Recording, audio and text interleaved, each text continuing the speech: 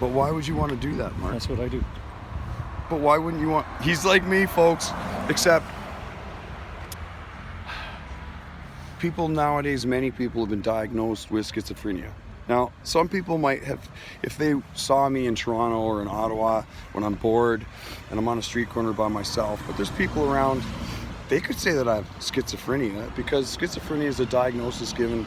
And by the way, I'm not that smart, but I'm smart enough to tell people stuff about how smart I am just based on school stuff, so they can think I'm smarter than I am. And then finally, when they realize I really am smart, but I don't think I'm that smart, because in public school, I used to think I was stupid. I did. Me too. Okay, now that could be because Mark went to school in Canada, and the Canadian school system is based on the Prussian ancient military system. It's like you put your hand up, you actually ask permission to put your hand up, kind of thing. And now it's being run by some people of the political persuasion or the spectrum that have taken many of the things out that make it into the system that it is, that worked before, and is kind of like not working that well anymore, or at all, because the kids don't even go to school now, don't they? Do they? We don't know anymore. They don't, because they're at home in front of their computers where they do the schooling, and what they don't realize... A young man yesterday said to me he wanted to speak. He put up his hand. I said, never ask permission. Your turn will come because you have to be heard. See? Don't ask permission. And the last time I got a strap from my dad was only the second time really in my life. He asked me whether I'd on it on my bum or on my hands, but I was like in grade 7, and Mrs. Henry had called home and she said, he's not being bad. It was something like this. I didn't hear the phone call, but she probably said something like, he's not being bad, Jim. It's just, he's always just blurting the answers out, and he doesn't put his hand, or he just puts his hands up and he waves it in the air all the time, and then just blurts the answer out because he knows no one else is going to know, and it's frustrating because then I don't get to explain or something like that.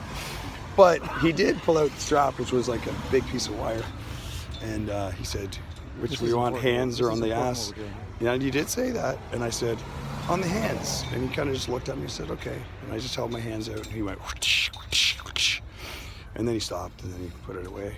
But he said, don't go anywhere. And I just sat there, and my hands were starting to swell up, and it was worse. And I was like, wow, this hurts the worst now. And then he picked it up again and went on both again. And I didn't, I wasn't even crying that time.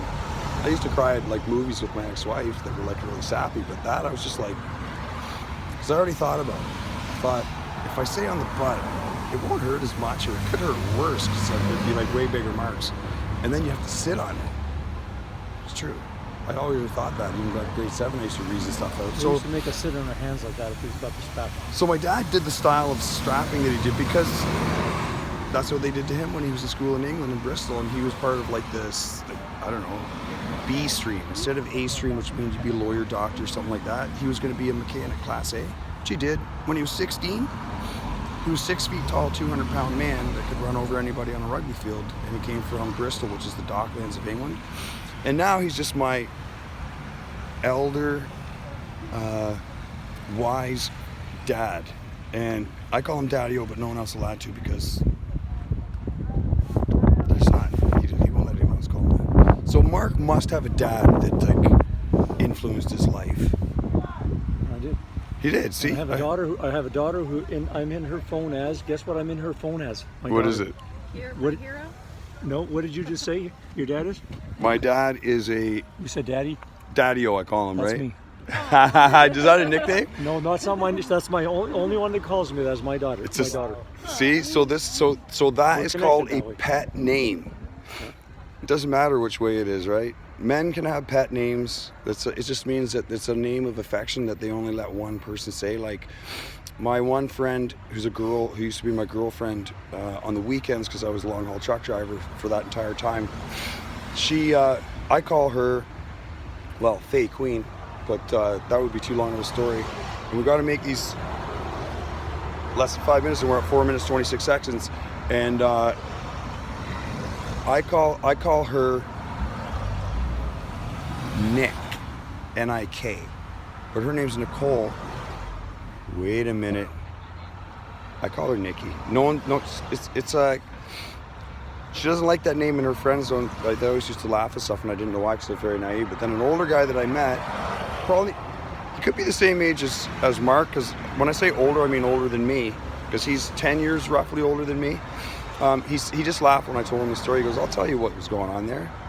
He goes, "You're calling her pet name, and that really means that." And she kind of like goes, "No one calls me that." He goes, "You're naive." She goes, "She's trying to tell you that you're the only one that's allowed to call that to her." I was like, "Oh, this was like years later." I was like, "That's crazy." So now I make sure I call her that and laugh when I talk to her. But I've almost forgotten what I was going to say. But it's about Nikki. So it had to do with the weekends. What was I going to say about Nikki? So I have a That was a problem pet called name. ADD. It's the pet name, but there was a reason, folks, and this is why you do this.